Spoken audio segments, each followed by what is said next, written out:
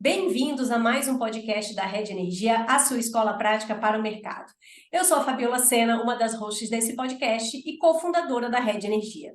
Hoje nós vamos falar sobre produção de prova técnica em disputas no setor de energia com o João Marçal, que é advogado e sócio de contencioso e arbitragem e no setor de energia e recursos naturais no Campus Melo Advogados.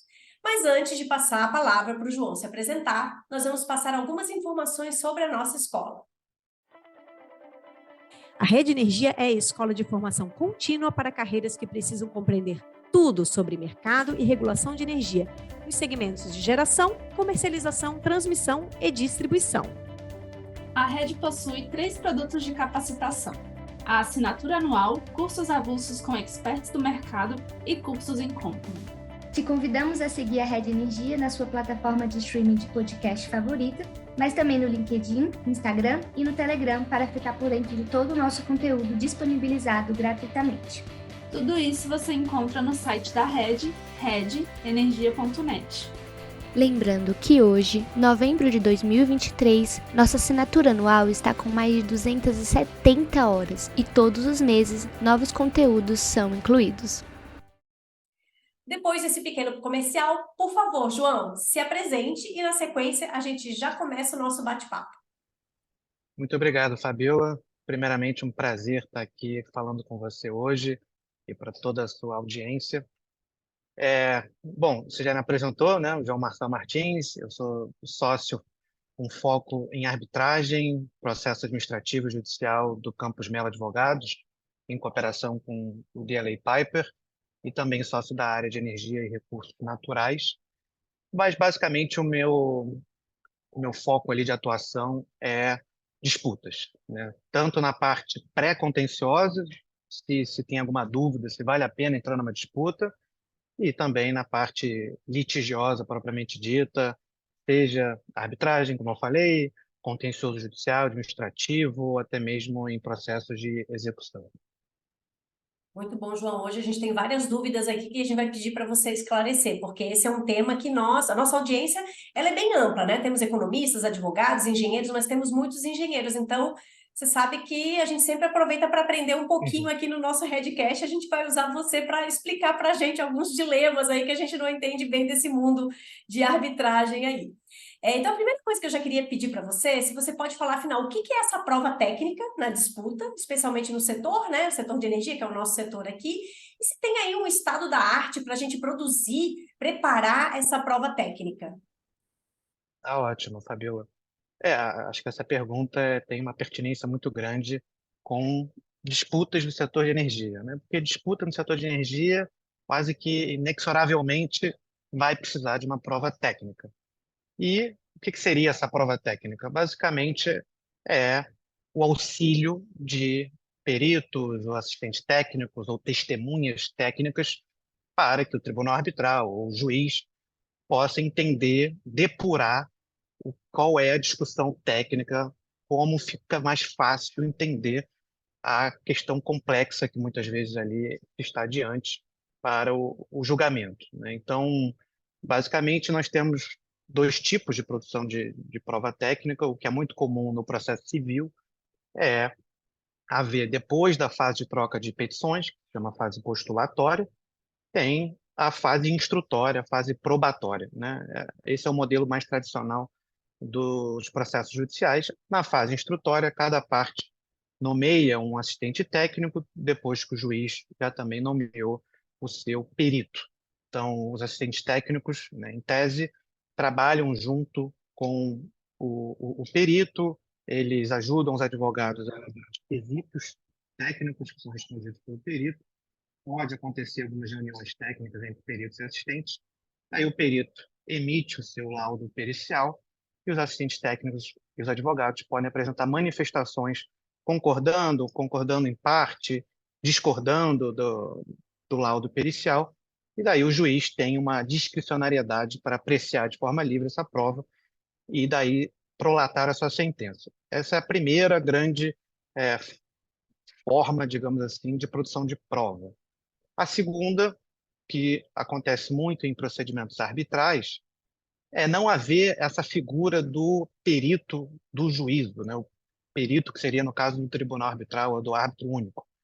O que geralmente acontece, principalmente em disputas de energia, de construção, é que cada parte, já desde logo, desde o início ou até mesmo antes da disputa, contrata um perito, contrata o seu assistente técnico, e daí elas já trabalham nas suas próprias petições, já juntam desde o começo seus pareceres técnicos para que se evite, às vezes não é possível, que o tribunal arbitral tenha que nomear um perito seu.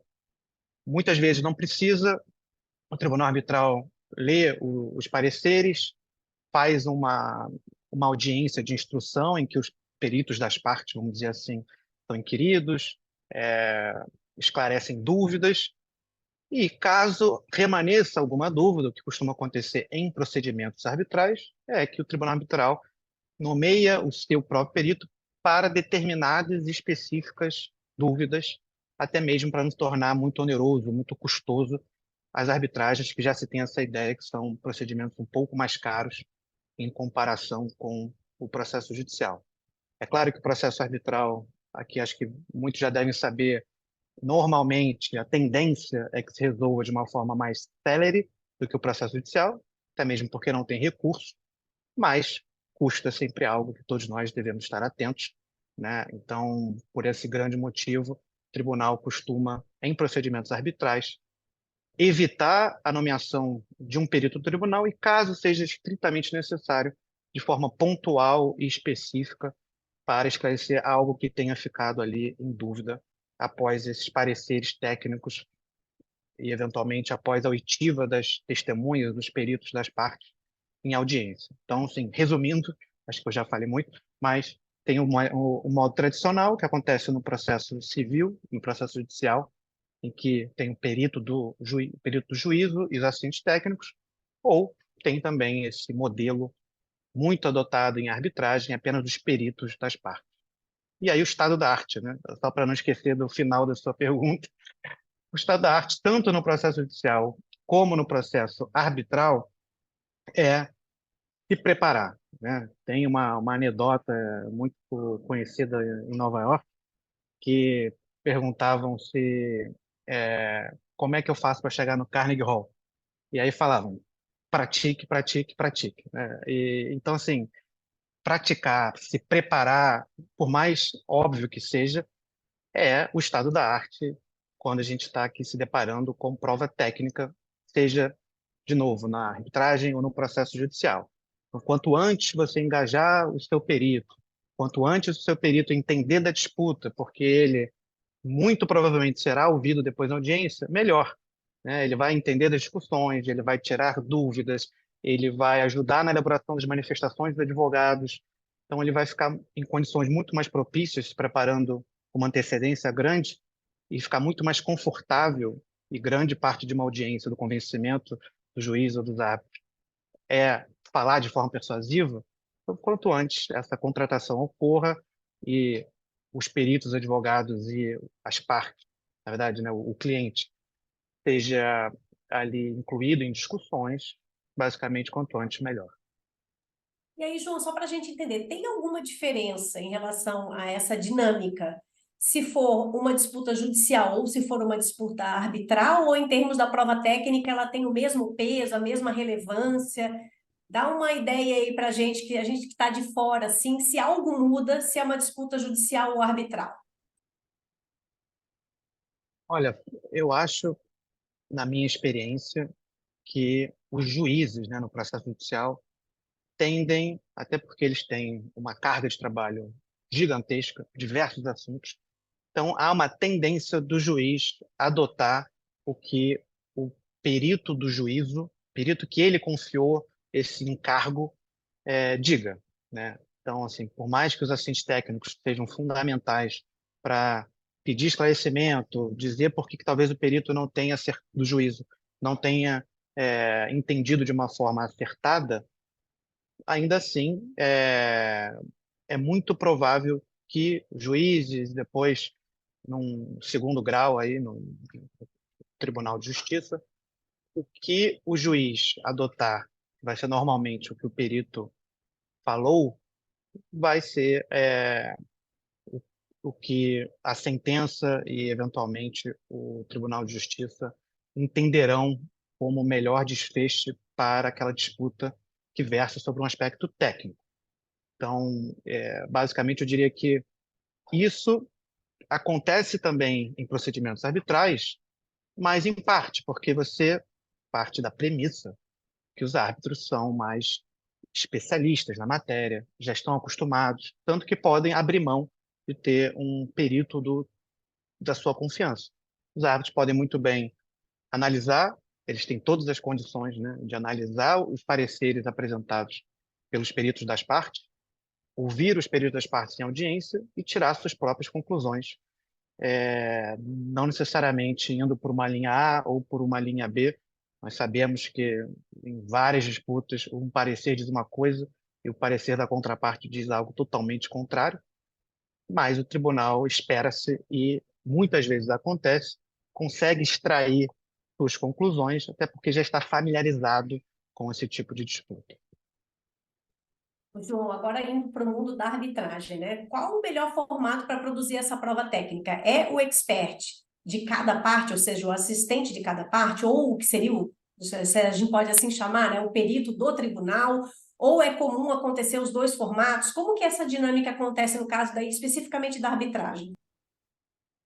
Então, especificamente no caso da arbitragem, o mais comum é que não haja, né, não existe, não tem essa figura do perito do tribunal. De novo, como os árbitros, eles, em tese, são pessoas já experimentadas, acostumadas com disputas técnicas daquele setor específico, no caso aqui de energia. Então, o que normalmente acontece é que os peritos das partes vão apresentar os seus pareceres, vão ser ouvidos em audiência, e o tribunal arbitral daí extrai suas próprias conclusões, não havendo necessidade de um perito do tribunal arbitral. De novo, ele pode, às vezes, a disputa é muito técnica, um aspecto ali que ficou muito controvertido, ele não se sentir totalmente confortável em extrair suas próprias conclusões e nomeia para que um ponto específico, alguns pontos específicos do seu próprio perito. Mas normalmente o que acontece é isso, não haver esse perito do tribunal, até porque, como eu antecipei, né, aqui no começo da nossa conversa, você vai prolongar mais a disputa se o tribunal tiver que nomear o seu perito, e isso vai importar em mais custos. Então, ainda que a gente saiba que os peritos das partes são independentes, porém acabam na prática confirmando a tese dos advogados, né? Dificilmente uma parte vai engajar um perito que ela saiba que não concorda com um ponto técnico que está ali a defender. Então, a premissa é que o tribunal arbitral saiba desse contexto, por ser muito experiente, separe ali o joio do trigo. Então, aqui acho que realmente o perito da parte está indo um pouco mais além, aqui realmente os peritos estão concordando, faça esses filtros que são esperados do tribunal e decida na melhor técnica, em tese não precisando de apontar o seu próprio perito. Interessante. E aí você pode até, dando um passo para trás, né? Porque lembrando, a nossa audiência aqui ela é de todo tipo. Você fala um pouquinho para a gente desses principais atores num procedimento arbitral típico, né? Tem quem são os árbitros, como que se escolhe esses árbitros, tem a testemunha especialista, os peritos, experts. Fala um pouquinho para a gente aí como que é esse jogo de xadrez, né? Como que são essas peças aí para o pessoal que está nos ouvindo entender melhor. Não, claro. Então, basicamente, de forma assim, a simplificar o entendimento, nós temos as partes, né? Então, digamos, parte A e a parte B celebraram um contrato e estão divergindo sobre o entendimento de alguma cláusula, de alguma questão técnica. Daí, se tem uma cláusula de arbitragem nesse contrato, as partes, uma delas pode iniciar o procedimento arbitral, de acordo com a Câmara que foi eleita, caso tenha sido alguma Câmara eleita no contrato, e daí nós temos a figura dos peritos das partes, né, dos experts, que, como a gente já conversou aqui, é bom que, desde logo, até antes mesmo da disputa se iniciar, né, que seja protocolado o requerimento de arbitragem, você já tem ali um seu perito. Provavelmente, se a contraparte, entendendo que tem uma divergência, já foram ali trocadas notificações, também ela, nesse contexto, já deve estar ali se preparando e com algum perito engajado, iniciada essa arbitragem. Daí é por isso que, normalmente, as primeiras petições, alegações iniciais, respostas às alegações iniciais, já sejam acompanhadas desses pareceres, desses especialistas que foram, né, engajados no começo da disputa. E eu sei que, às vezes, tem, como você comentou, uma certa confusão aqui na terminologia, e advogado adora criar nomenclaturas, né? Então, mas, assim, na prática, você tem esse perito da parte, que equivaleria, em certa medida, ao assistente técnico no processo judicial. Só que não se fala muito assistente técnico em arbitragem, porque não se tem, a priori, né, o perito do tribunal. Então, de uma forma assim mais ampla, assistente técnico, perito da parte, ou expert da parte, dá no mesmo. São figuras muito semelhantes e acabam aí se confundindo, né, no linguajar dos procedimentos, tanto arbitral ou do processo civil. Aí você tem, eventualmente, o perito do tribunal ou o perito do juízo, e existe também, e aí por isso que eu estou destacando e falando no final, da testemunha técnica, né? A testemunha técnica, ela tem um papel semelhante a desse assistente técnico ou perito da parte, porém, ela não necessariamente entregou um parecer técnico ali no começo da disputa. Ela pode ser, digamos, às vezes a gente tem disputas de earn-out, né, ou do valor do preço de um PPA. Então, digamos que as partes no contrato tenham eleito uma consultoria, ser independente, e o tribunal arbitral quer ouvir essa consultoria que já deu algum tipo de parecer independente para as partes antes da arbitragem. Então, essa consultoria pode ser, por exemplo, uma Big Four, que já tenha dado algum tipo de posicionamento técnico, pode ser ouvido como uma testemunha técnica, né? Não necessariamente ela está engajada por nenhuma das partes, e o tribunal, diante ali da dúvida, diante dos fatos, sabendo que um posicionamento técnico já foi emitido, pode então ouvir como testemunha técnica, né, numa audiência, e tirar dúvidas com essa consultoria aqui nesse exemplo que eu tô lidando. Então, tem esses diferentes nomes: perito à parte, perito tribunal, assistente técnico e a testemunha técnica, que eu acho que já é uma figura um pouco diferente, já que ela não necessariamente é engajada ali desde o começo pelas partes. Não, ficou bem claro agora, João. Acho que agora a gente está caminhando aqui para entender melhor esse mundo da arbitragem. E o tal do hot tubbing? É o que a gente chama de acariação? É isso mesmo? É audiência, é acariação? Em que momento isso acontece? Explica para a gente esse passo que acontece no procedimento. O nome é engraçado, né? Hot tubbing remete aí a uma banheira, né? Então, o que seria isso? Seria realmente como você falou, Fabiola, muito parecido com uma cariação. Então, o que pode acontecer numa audiência de instrução, numa audiência de arbitragem? Pode acontecer de tudo, né? Eu acho que boa parte dos meus cabelos brancos que já estão começando a aparecer é do estresse, que a gente não sabe o que pode acontecer em audiência, sempre tem ali uma aleatoriedade, né? Às vezes uma informação que você não recebeu. Então, o hot tubbing, basicamente, os peritos, né? Digamos, vamos afastar essa ideia como já afastamos do perito do tribunal. Então, apenas temos os peritos das partes que foram ali arrolados para serem ouvidos na audiência. Daí, o perito A fala uma coisa, o perito B fala uma coisa totalmente diferente. Então, você tem o tribunal tem a discricionariedade, a faculdade de, calma aí, não entendi. Por que o perito, uma questão técnica, tem posições totalmente conflitantes? Nesse momento, é uma das hipóteses, o tribunal pode botar um perito, né, de frente para o outro e falar, tá, então repete aqui a sua posição.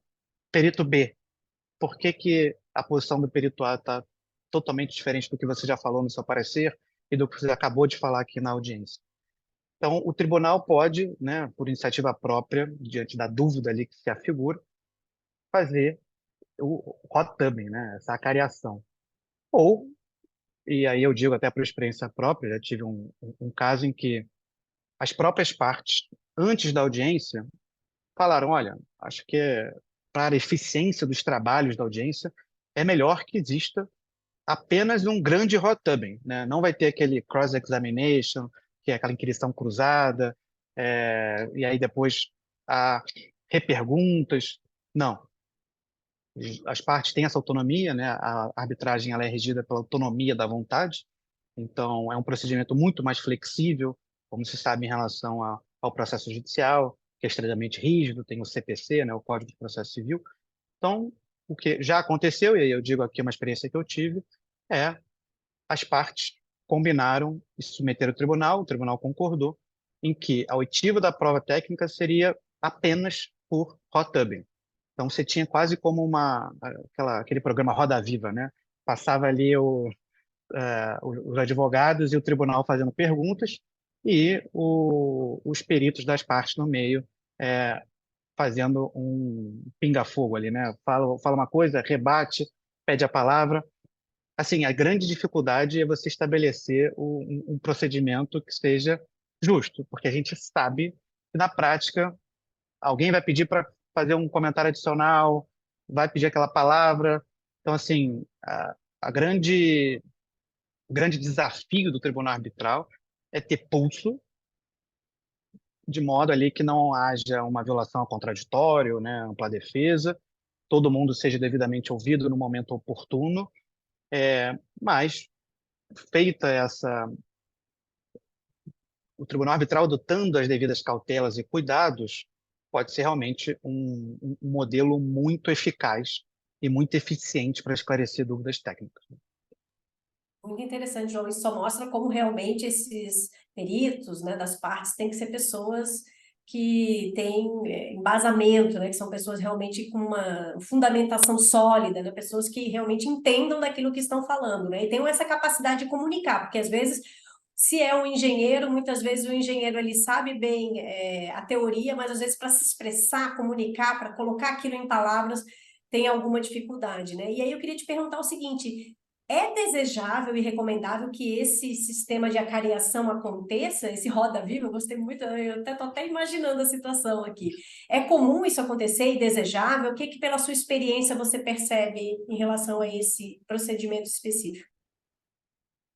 Então, eu vou falar como advogado e como árbitro. Tá? Então, assim, como advogado, eu vou dar a resposta que 99% dos advogados dão, que é depende. Né? Depende da sua estratégia. Se tem fragilidade, se tem ali aspectos que, do ponto de vista estratégico, é melhor não deixar nesse roda-viva, daí o hot tubbing, né, eu como advogado não teria iniciativa de propor. Agora, por outro lado, quando eu atuo como árbitro, se eu tenho alguma dúvida, e mesmo fazendo perguntas ali, a dúvida não é esclarecida, estando os dois peritos na minha frente, né, ali dentro da sala de audiência, daí é desejável que, olha, não é possível. Por que o perito A está falando algo diametralmente oposto do perito B? Então, por favor, me esclareçam. Citem aqui onde vocês fizeram a pesquisa, onde está isso no seu parecer. Então, assim, acho que tem essa diferença se você está no papel do advogado ou no papel do árbitro, né? A, a depender da sua estratégia como advogado, pode valer a pena ou não se submeter a essa roda viva. Agora, se você está como árbitro e a dúvida persiste, eu acho que é recomendável e desejável que haja o rotatório. Então, só confirma que realmente é um jogo de xadrez, é estratégia pura, né? Dependendo das peças que você tem na mesa, você vai adotar um caminho ou outro aí para, enfim, conseguir o desfecho que está mais alinhado ao que você deseja, né? E E aí, minha última Amém. pergunta, João, é o seguinte, agora eu vou puxar a brasa para o meu lado aqui. Eu sou engenheira, você é advogado, né? Afinal, se a prova técnica ela é tão importante, ela tem um peso tão relevante no procedimento arbitral, por que que não é, afinal, melhor você nomear um árbitro que seja dessa área, um economista ou um engenheiro? O que que você acha em relação a isso? Fabiola, de novo, dependendo do. Eu odeio dar a resposta de advogado, né? Mas ela, infelizmente, ela é necessária, porque a gente se depara com todo tipo de situação. Então, assim, eu faço aqui o disclaimer, depende do caso concreto, mas não é uma ideia a se descartar. Eu conheço muitos colegas, e eu mesmo já, em determinados casos, nomeei alguém que não era advogado, né, como árbitro. Então, a gente tem uma disputa sobre uma hidrelétrica, um problema ali de qualidade, né, um defeito, por exemplo.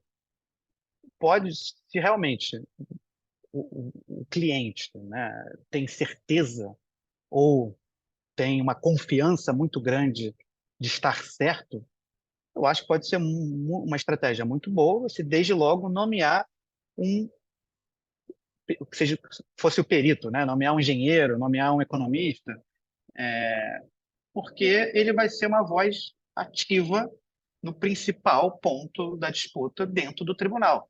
Então ele vai ter uma autoridade, caso não tenha outro engenheiro, economista, né? Alguém que não seja advogado no painel, ele vai ter uma autoridade, um poder de persuasão frente aos outros árbitros. Então, pode ser uma estratégia muito boa ter ali no painel alguém que não seja advogado, alguém que entenda da complexidade do ponto em disputa, né? Então, assim, eu acho que existe essa concepção de que não, apenas advogados devem ser nomeados como árbitros. Depende, né? De novo aqui, eu voltando na resposta de advogado. Mas é que realmente, o que eu acho que essa concepção ela não é de todo errada. O presidente, normalmente é um painel com 3 atos. Então, assim, o que eu acho que é importante é tentar ter um presidente que seja advogado, porque você garante, né, tenta garantir ao máximo contraditório, ampla defesa, entende do procedimento, entende como se faz uma sentença bem fundamentada, citando aspectos jurídicos, né, que são muito importantes. Então, assim, ter um advogado no painel eu acho que é relevante, mas isso não exclui, e às vezes até mesmo é desejável, você ter um especialista na matéria em discussão, né, engenheiro, economista, contador, se o seu caso for muito forte e houver ali uma confiança muito grande na questão técnica.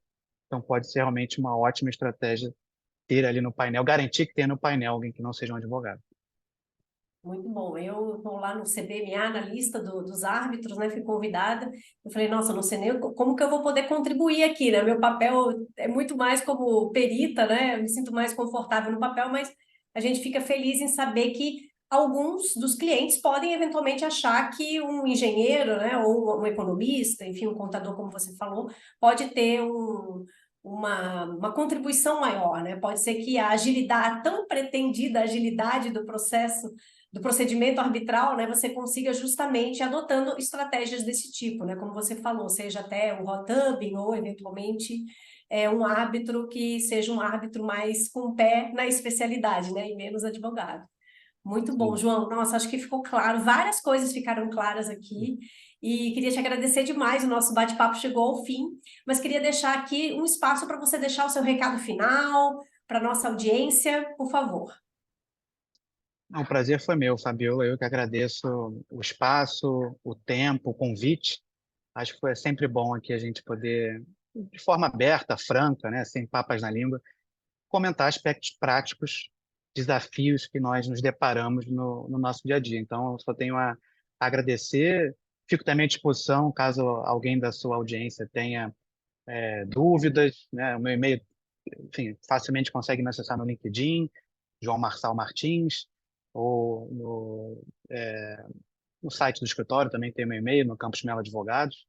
Então, eu fico à disposição e realmente só tenho a agradecer pelo convite. Obrigada, João. Foi muito bom, porque, é claro, a disputa a gente nunca quer, né, que dê que dê uma disputa, né, que resulte uma disputa, mas a gente sabe que inevitavelmente alguns casos vão acabar chegando nisso aí, né? Então, ter aí os esclarecimentos aqui foram super importantes. E antes de me despedir, eu queria deixar aquele recadinho final. Se você gostou desse episódio, não deixe de ouvir os nossos outros, são mais de 60 episódios aqui no Redcast. E para deixar as sócias da Escola felizes, deixe a sua avaliação aqui. Até a próxima! Este foi mais um episódio do Redcast, que também está disponível no YouTube e na plataforma da Red Energia. Acompanhe o Redcast na sua plataforma favorita e receba uma notificação sempre que adicionarmos um novo episódio. Se você gostou desse episódio, não esqueça de compartilhar e deixar um comentário ou avaliação. Até a próxima!